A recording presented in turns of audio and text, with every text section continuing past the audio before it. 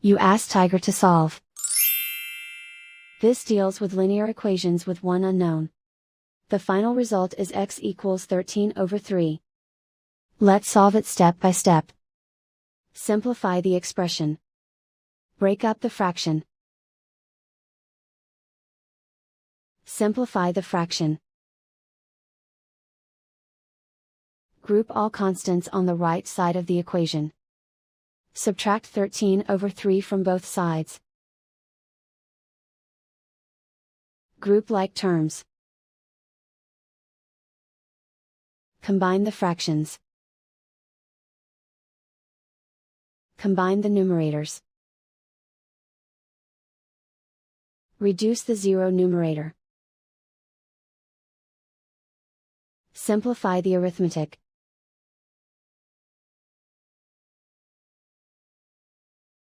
Convert the x into a positive number.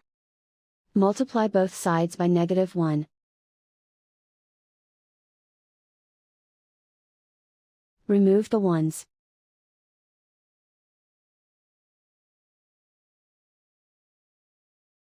And so the final result is x equals 13/3.